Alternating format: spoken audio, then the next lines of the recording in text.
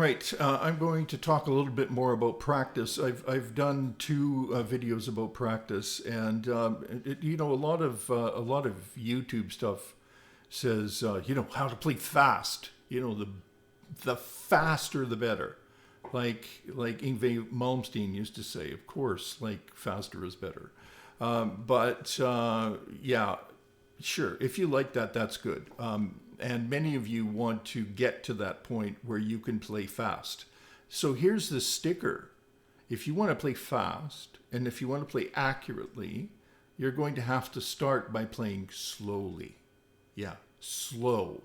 Um, the, Everything that you play comes from your mind, right? If it's just coming from your fingers, obviously it's got nothing to do with music. So it's all coming from your mind. You have to be able to think through any tempo that you're playing. Now, this is where I'm going to get to the topic of repetition. I had a classical teacher once that said to me, I played him something many years ago. I played him something because that's the way classical lessons go. You study and then you play what you had, just the piece that you just learned. And his comment to me was, which I never forgot, was, it sounds great. Now it just needs repetition. And I thought, well, that's nice. That's nice to know. And then as I was going home, I was thinking, repetition, like how many repetitions is he talking about, right? And I had the opportunity to study with a great jazz player just for a week-long workshop. They were 8-hour-a-day workshops, and his name was Howard Roberts, and he was super big on practice. Like he really had it totally cased, and so I learned a lot about repetition, and he had specific numbers related to repetition. So he said that when he learned a scale, or whatever that scale was, let's say it's some kind of I don't know, doesn't matter. It doesn't matter. He said what his advice was to play perfectly cleanly, that scale perfectly clean, without mistakes, at any tempo, 50 times, nonstop. And his answer to the 50 times was, it wasn't arbitrary. He said, this is what you need in order to program your muscle memory. And you don't just do that once. You get on a routine of playing that scale every day. Now, I don't have a clock in front of me, but how long does it take me to do this? So that was clean. I don't know, was that 10 seconds or something? Maybe not even that. So if I multiplied 50 times 10 seconds, that's 500 seconds times 60, like 8 or something. 7, yeah, 7 point something. So 7 minutes, let's say it's 9 minutes. 9 minutes, oh my goodness, do I have that much time in my life? Like if you don't have 7 or 8 or 9 minutes to practice a new scale form, you're never going to reach that goal of speed, right? It has to just spit out in your muscle memory. So what does that mean? What does that number 50 mean in terms of your practice routine? If you're learning let's say you're learning a new altered scale, let's say you're learning a Mixolydian mode with a flat 5 or something, and this is your practice. This is going to be your scale practice for the session, right? Now, in my past video, one of my past videos talking about practice, I discussed task versus time frame. So 10 minutes is a great time frame, and now the task becomes you learn one new scale, and you also put one of these on. right? And now I can split this up. Let's say I'll just play G Mixolydian mode. So this is this is great practice, even, for someone who's been playing a long time. Now I'm splitting it in eighths, right? Nice and clean, never a mistake. This can be any scale, right? And you could, if you're, say 1 E into 2 E into, that was, that's faster than I wanted to go.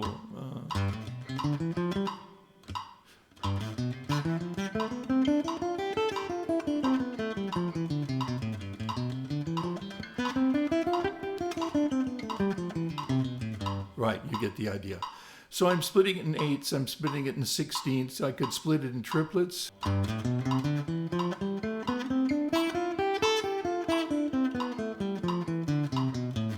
Now, and I can take the same scale form and I can start moving it up the fretboard. I'm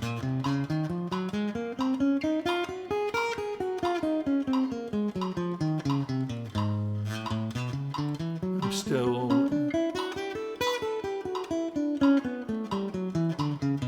in triplets. You get the idea, right? So the scale starts to become a pretty comprehensive bit of practice. If I did this for 10 minutes, I'd be getting somewhere. So I'm splitting up between eighths. I'm splitting up between quarters, and I just picked any tempo there, by the way.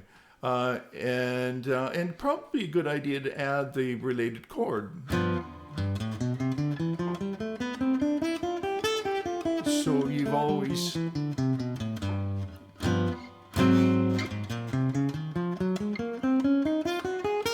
have a harmonic representation of the chord. So now this becomes a comprehensive bit of study. It becomes a plural study. You do that for 10 minutes. You make no mistakes, and it'll start to happen. So the next day, or maybe 2 days or 3 days, what you do is you take that metronome and you kick it up. Maybe 2 points, maybe 3 points, right? And see if it. Yeeks! I'm gonna actually do this, right? So,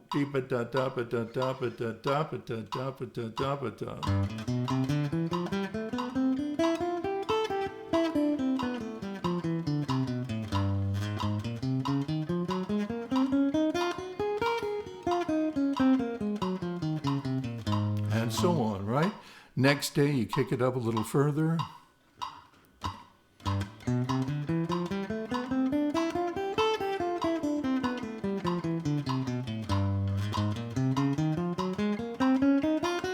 Metronomes are great. All right, 1 eanda would be 1 eanda, 2 eanda, actually.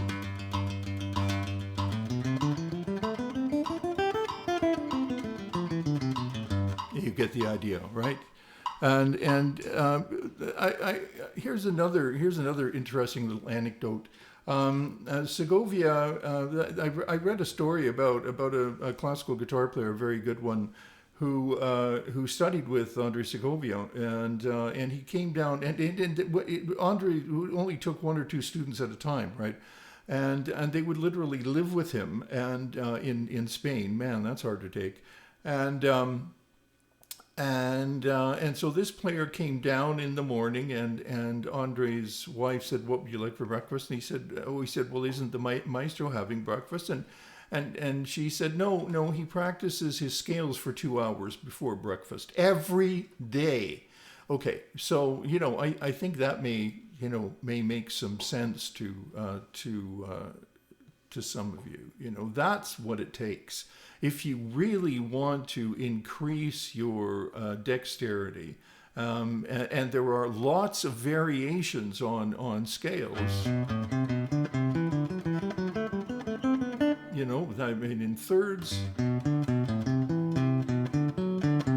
Oh, that wasn't Mixolydian.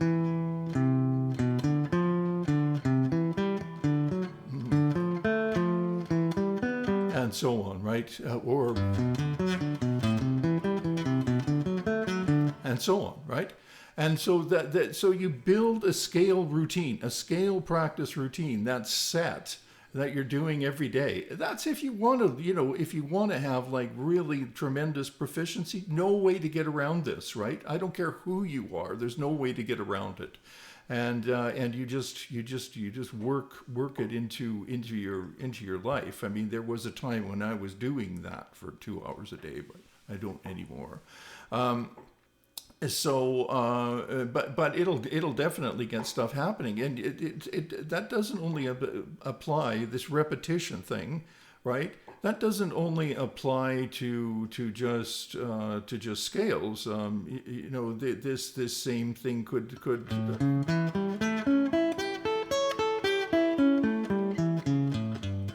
apply to arpeggios.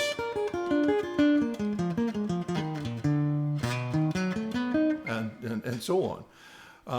So your practice routine, I'm going to do 10 minutes on my scales, and the scale I'm going to work on today is root on 6-string Mixolydian mode, okay? And I'm going to take that chromatically up and down the fretboard. It's going to take me 10 minutes. I'm not going to do anything else. Nothing's going to disturb me. I'm going to be immovable for that period of time. And then for the next 10 minutes, I'm going to practice my root 5-string dominant 7th arpeggio, and I'm going to, and I'll make sure to, just start it with, a chord, right? And you work that around. Now, that's good. Okay, so that's 20 minutes of practice, 10 minutes time frame. I'm going to practice my 2-5-1s that are diatonic, right? And I'm going to take those through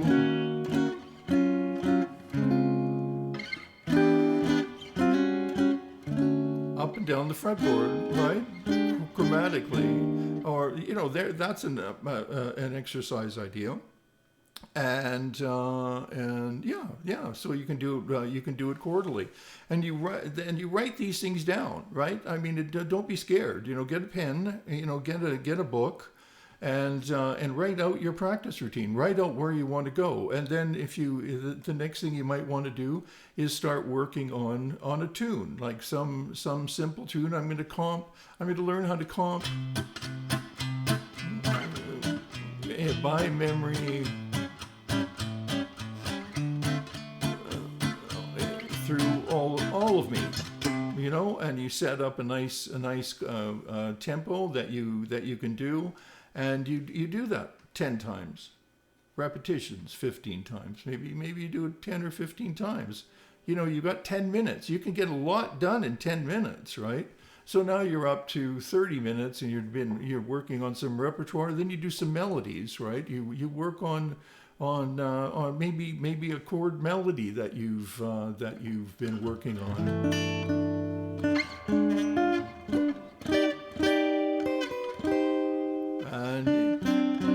Work on your connections, and you work on related scales. Let's say you work on that for 10 or 15 or 20 minutes, right? So that's the way to practice. If you're serious. If you're not, you'll keep wondering years from now why you couldn't play fast. Okay, that's all for today. Thanks.